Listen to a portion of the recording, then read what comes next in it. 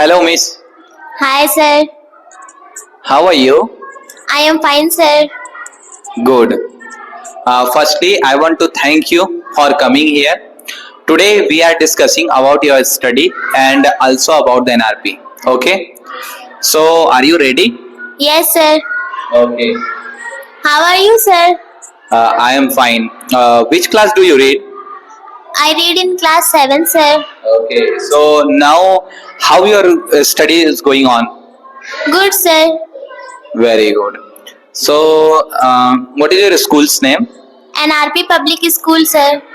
Very good. In RP Public School. So, Miss Nidhi, I want to ask you a question. You are ready for question? Yes, sir. Okay.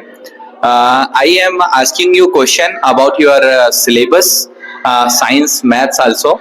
So, my first question is, why sky is appear blue? Because air molecule scatter the sunlight and blue light scatter the most, making the sky appear blue. Okay. So, light is scattered from the sky. So, that's why sky is appear blue. So, okay. So our next question is related to the factor who decided to name of months. Ancient Romans. Okay, ancient Romans is decided to name of months. Name of months that means January to December also, and January, February, March, April. This is the name of months, and name of months is decided by the ancient Romans. Okay, very good. Now our next question is astronomy, and we are discussing about the astronauts. So Nidhi, uh, how astronauts breathe in air? Astronaut breathe using oxygen supplied the tanks because space has no air. Space has no air, so astronauts using breath supplied by the tank. Okay, very good. And our last question is from maths. You know the value of pi also. Why the value of pi is same in any circle? Pi is the fixed ratio of a circle circumference to its diameter, and this ratio the same for all circle, no matter their size. Okay, pi value is no matter their size of circle, and pi is the fixed ratio of any circle. Okay, very good. So you know the value of pi. What is the value of pi? क्या You don't know the value of pi. The value of pi is 22 upon 7. Okay. 22 upon 7 also the value of pi in the fraction form, and in degree when we go to the degree, so value of pi is a 180 degree also. Okay, in the decimal form is 3.14. Okay, so Nidhi, I am asking you question, and each type of question is according to their syllabus also, and you are a NRP public students, NRP public schools students also, and we are taking a one type of interview about your introduction and about your syllabus also, and you discussing to communicate with each other, and today we are communicate with each other and try to develop the communication skills of our students and also for me, and we are providing the new revolutions, providing the mindset of the students who wants to develop on their level, and so we are try to open minded questions to giving the students. So Nidhi, if you wants to ask me a question, then you can ask me. Yes, sir. Okay, what is your questions? Sir, आप अपनी life में teacher ही बनना चाहते हैं या फिर इसके साथ आपका कोई और भी ड्रीम है?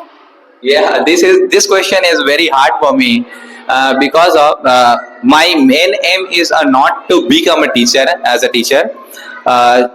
मैं जो है वो सबसे पहले जो है वो कोविड-19 की बात है। कोविड-19 में जब मैं घर में खाली पड़ा था, उस टाइम हमारी पढ़ाई वगैरह जो है वो सब स्टफ हो गई थी।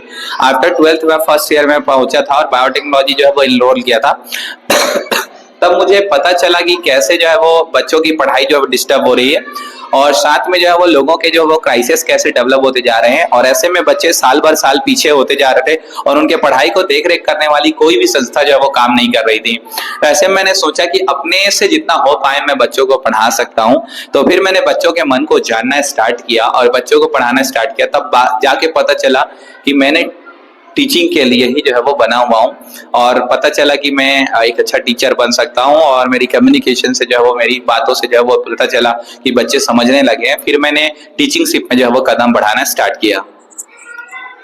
मेरा नेक्स्ट क्वेश्चन ये है कि आप पहले टीचिंग मतलब आपका ड्रीम मतलब टीचिंग था, और आप साथ में कोचिंग भी करवाते थे बच्चों को। फिर उसके बाद आपने स्कूल खोला, तो आपने क्या सोचकर ये स्कूल को खोला सर? ये सबके लिए मिस्टीरियस क्वेश्चंस है, क्योंकि actual my level is not opening for the schools, but now I am deciding the open for my own school, because of it's not the mind is labels to the going on the business mindset. I want to open a school, just I want to create a revolution in the education industries in the rural area, so that's why I am opening a new school. सबसे पहले corona काल आया था, तो सबसे पहले लोगों की पढ़ाई ठप हो चुकी थी। जब पढ़ाना स्टार्ट किया तो लोगों को पता चला कि पढ़ाई का जो माइंडसेट है, बच्चों के जो लेवल्स हैं वो धीरे धीरे डेवलप होने लगे, और बच्चे जो है वो बहुत सारी चीजें नहीं जान रहे थे। और मैं जो सिटी में देखा और गांव में देखा तो उसके जो एजुकेशन लेवल्स थे वो गैप थे, और बहुत बड़ा गैप हो जाता है। और गांव के जो बच्चे हैं उनका लेवल यहाँ है, और हमारे जो मतलब सिटी के जो बच्चे हैं उनका लेवल यहाँ है, और गांव के बच्चों का जो लेवल है यहाँ है। ऐसे में वो कैसे डेवलप हो सकते हैं? तो उनके लेवल्स को बढ़ाने के लिए और उनके माइंड्स को ओपन माइंडेड बनाने के लिए, और उनके जो है वो मतलब दिमाग को आउट ऑफ द बॉक्स जाके सोचने के लिए और अच्छा एजुकेशन डेवलप कराने के लिए ही इस पर्पस से जब हमने स्कूल खोला। तो सबसे पहले मैं कोचिंग खोला। स्कूल इसलिए खोला क्योंकि स्कूल का मेन रीजन था, मेरे को बच्चों का समय चाहिए था। मैं कोचिंग्स तो पढ़ाता था, लेकिन कोचिंग्स में बच्चे 1-1.5 घंटा मेरे पास रुका करते थे, लेकिन स्कूल में मेरे पास 4 से 5 घंटे जो है वो बच्चे रुकते हैं, और 5 से 6 घंटे के दरमियान मैं बच्चों को ओवरऑल चीजें सिखा सकता हूँ। तो I am open A school for the holistic development of the students, so that's why I am open the school. Okay sir, मेरे पास अभी कोई ड्रीम नहीं है, तो आप बता सकते हैं कि मैं क्या बनूं? ओके, ये एक बड़ा क्वेश्चन है। आप जिस लेवल पे क्वेश्चन कर रहे हो, क्लास 7 में आप अपनी ड्रीम की बात कर रहे हो, काफी अच्छा चीज है। Mostly of the students that do not have a dream at the level of the 10th level, 11th level, 12th level, also the graduation, and mostly of the graduate students that do not have a dream, a perfect dream, and also that they do not set a goals there. So ये बहुत बड़ा reason था, और यही जो है वो लोगों को जो है वो डुबा रहा है। कहने का मतलब ये है कि अगर एक इंसान के पास ड्रीम नहीं होगा तो वो आगे नहीं बढ़ सकता। तो मेरा यही कहना है कि प्रॉपर कैरियर काउंसलिंग जो है वो लेना बहुत ज्यादा इंपॉर्टेंट है, जिससे हम अपने ड्रीम को आइडेंटिफाई कर सकते हैं। तो सबसे पहले अगर आपको अपने ड्रीम को पहचानना चाहते हो तो आप सबसे पहले अपने कॉपी पकड़ना, और कॉपी पकड़ के लिखना कि मेरे को लाइफ में बनने का क्या है। अपने को लाइफ में जो है वो अगर बनना है तो किस टाइप की जिंदगी चाहिए और कैसी जिंदगी चाहिए, वो किस प्रोफेशन से मिल सकती है। डॉक्टर बनेंगे तो वो लाइफ मिलेगी, कि इंजीनियर बनेंगे, कि कलेक्टर बनेंगे, कि चार्टेड अकाउंटेंट बनेंगे, कि आप सॉफ्टवेयर में जाओगे तो, टेक्नोलॉजी में जाओगे तो, कि सीए में जाओगे तो। लॉट्स ऑफ बहुत सारे अपॉर्चुनिटीज है। आप सोचो कि आपको कैसी लाइफ जीनी है और उस लाइफ को कैसे आप मतलब प्राप्त कर सकते हो, पा सकते हो। उसके हिसाब से फिर उसके बाद हम जो है वो फील्ड जो है वो डिसाइड करेंगे। Okay, thank you so much sir. Okay, और क्वेश्चन है आपका? No sir. Very good. तो कैसा लगा आज का ये सेशन हमारा? बहुत अच्छा। ओके, तो हमारा जो मेन पर्पस था ये इंटरव्यू लेने का, we do not wants to promote our school, we are providing the mindset for the all students that have to education, and every student should be study continuously, because of without study, without knowledge, we can't do anything a lot of life, whole life. So मैं कहना चाहूंगा कि यही कि जिंदगी में आगे बढ़ने के लिए हमें पढ़ाई लिखाई करना बहुत ज्यादा इंपॉर्टेंट है। ऐसे सिचुएशन में हमें अपनी कम्युनिकेशन, पब्लिक स्पीकिंग, ओवरऑल चीजों के ऊपर काम करना पड़ेगा। और आज के सेशन से हम 3 चीजों को जो है वो शो कर रहे हैं। पहला, कम्युनिकेशन लेवल, हम अपने बच्चों के कम्युनिकेशन लेवल को डेवलप करने की कोशिश करना है। सेकेंड थिंग ये कि वो नॉलेज जो वो सब्जेक्ट से सीख रहे हैं, वो जो क्या बोलते हैं सिलेबस से सीख रहे हैं, उससे वो नॉलेज को एक्सप्लेन करना सीख रहे हैं कि क्या वो दैनिक जीवन में जो है वो नॉलेज है जो बताया गया गया है, और साथ में जो है वो उनके ओपन माइंडेड जो है वो क्यूरियोसिटी जो है बढ़ रही है, साथ में इंग्लिश कम्युनिकेशन इनका इंक्रीज हो रहा है। जैसे कि अभी हमारा जो सेशंस था वो लगभग 80 to 90% जो है वो इंग्लिश में ही था।